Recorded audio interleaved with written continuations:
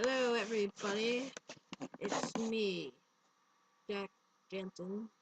You ever heard of me? Okay, whatever. Here with a crappy pasta. A crappy pasta. For those pastas that are smelling less than fresh.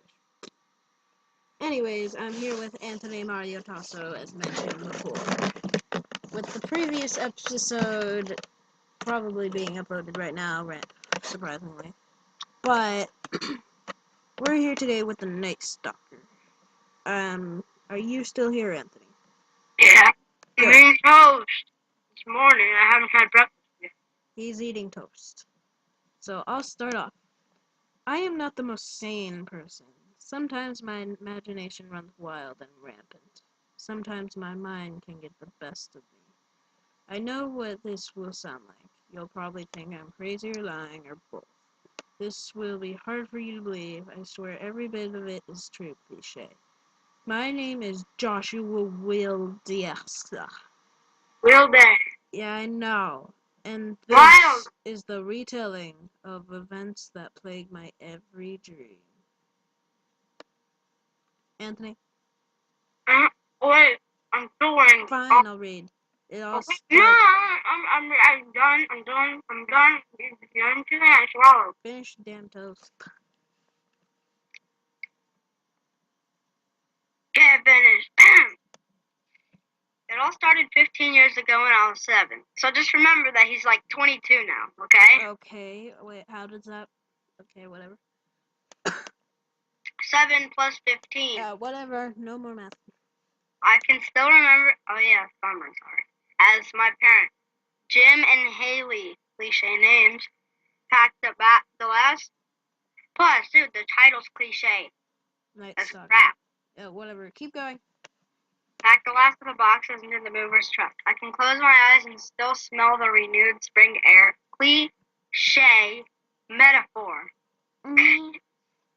The renewed spring air and feel the warmth of the sun on my face. Cliche. I watch the mirror. What? That's not cliche. From Whatever. the front passenger seat of my truck, and my parents argued once again. They had been doing that an awful lot, and it only seemed to get worse with each passing week. We didn't actually know. At first they were fighting over things like my father losing his job and mother spending a little too much out of the house. After that, they fought over little things. Missing car keys, not walking the dog, who was supposed to pick me up from school. When everything was packed up in the truck, my parents climbed in. That's not climbed in and sat on either side of me. Mom explained why we were going to move it to me. I can no longer afford this house, so we were moving to Barrett to be closer to Grandma. Who's Barrett?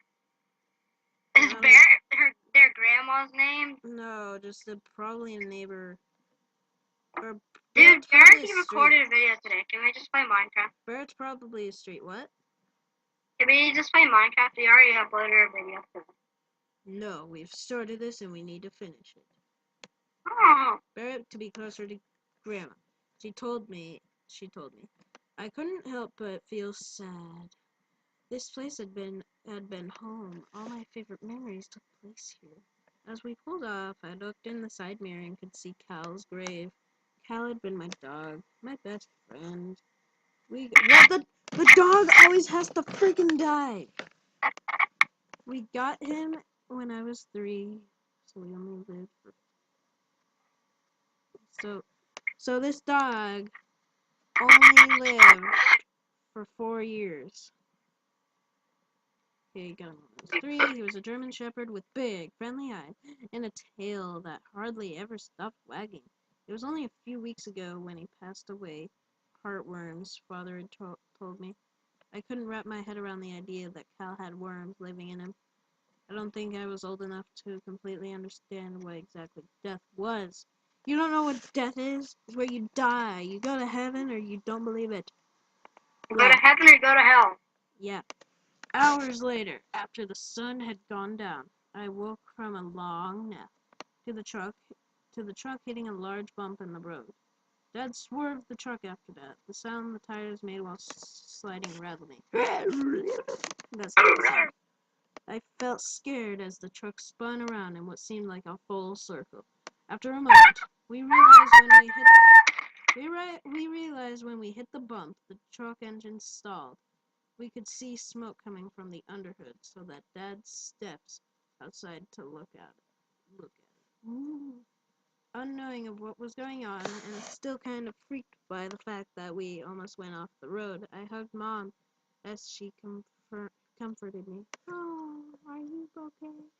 She always knew the right thing to say to make me feel better. I looked out the windows to see where we were. On the side of the road that was a thick set of trees that seemed endless and dark, slender. We could see only the first 2 rows of trees. The rest seemed to blend in with the night. Okay, the moon was hidden behind clouds, and it looked like as though we were quite a ways from a town. As I looked out the driver's side window, I could see a field of plants. How cute. Tall and thick, with a yellowish tint to it. It was too dark to tell what was growing, and I didn't really care to ask. Outside, Father had the hood raised and was looking at the engine.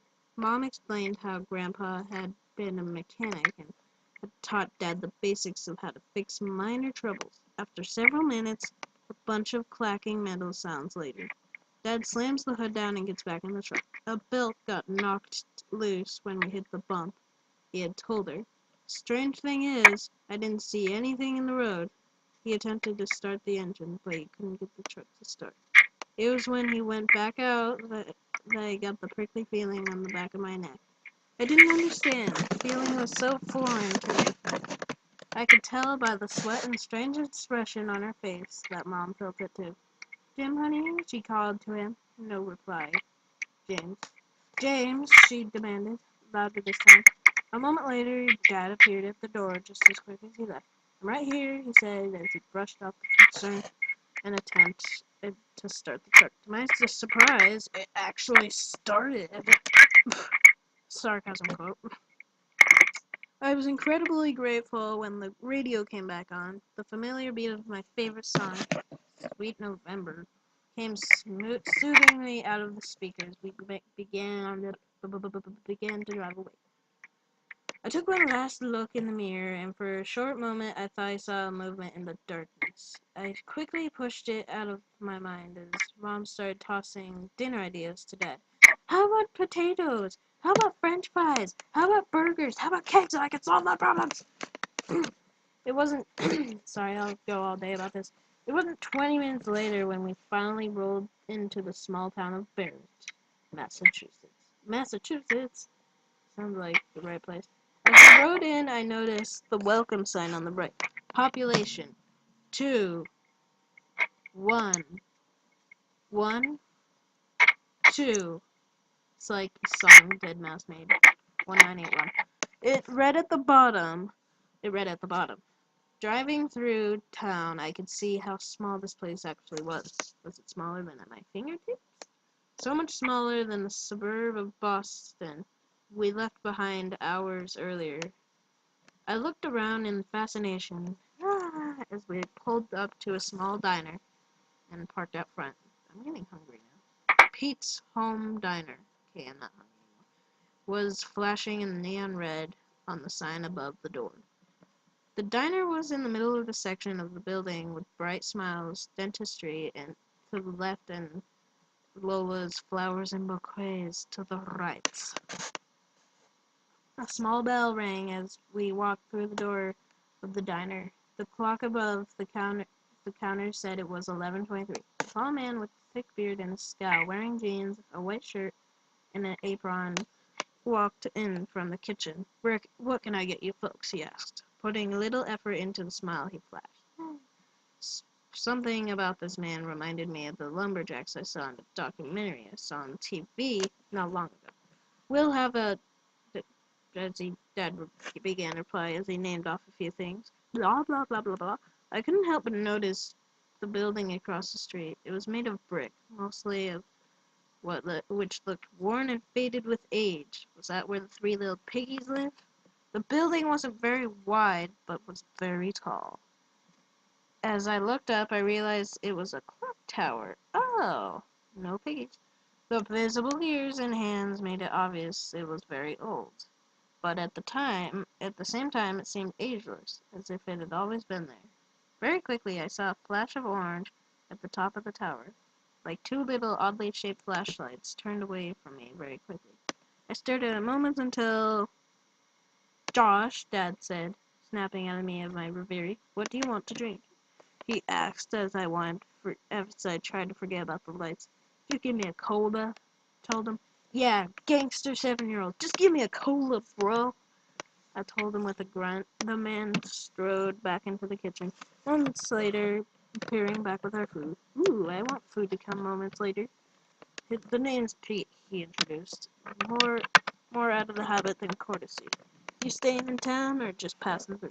We're actually coming to stay with my mother, my mom said. Maybe you know her, Helen Kane. Pete was just about to respond when the clock tower chimed loudly throughout the town. Must be midnight. Started to count then, but was interrupted when Pete began to speak again. Yeah, everyone knows Helen, he continued. She owns the bakery just up the road that's...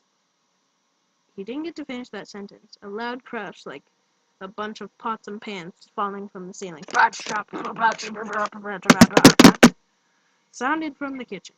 Enjoy your meal, everybody. Pete nodded as he went into the kitchen to pick up the mess. The scowl on his face looked more intense as he went back into the kitchen. I tried counting the chimes from the memory because it seemed off. For some odd reason, I could swear I remember hearing an extra chime. Minutes later, after our plates were empty and our bellies were full, our bellies was full, yo. Bellies was full.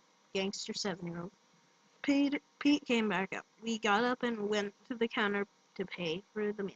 You folks shouldn't stay out too late. You can get, Pete hesitated, tricky around here after dark, he finished. There was an alarming look in his eyes, almost like a silent warning. Oh, he must have saw the shadow dude. As Dad paid and thanked him for dinner, Mom and I went and got settled into the truck. Do you think there's something weird with this place? Asked Mom. She was spared answering when Dad got back into the truck and started the engine, and we took off down the road, headed to Grandma's house. Off to Grandma's house in the truck, in the truck. I was running through a field of corn, terrified and trying to scream, but without sound. It felt like I was in a silent movie, except this one wasn't comedy. The sky went from the stark blue of the night to a deep orange red. Meteors started falling from the sky, smashing into the ground in random places. One crashed just in front of me in aftershock, blew me to the ground as I got up. The entire field of corn had been flattened. What the heck? Near me was a wooden post. It looked like something hanging on it not too long ago. I hear a loud growl and turn to look behind me. Standing there before me was the most horrible, frightening thing I ever seen. It was a straw poking out of its limbs and disfigured body, blood seeping out of holes in its clothing. It looked as though someone had made a scarecrow by stuffing human skin with straw. Its sink of decay strong enough for blah blah blah. Broken shackles dangling from its wrists. Okay, so that was all just describing what it looked like.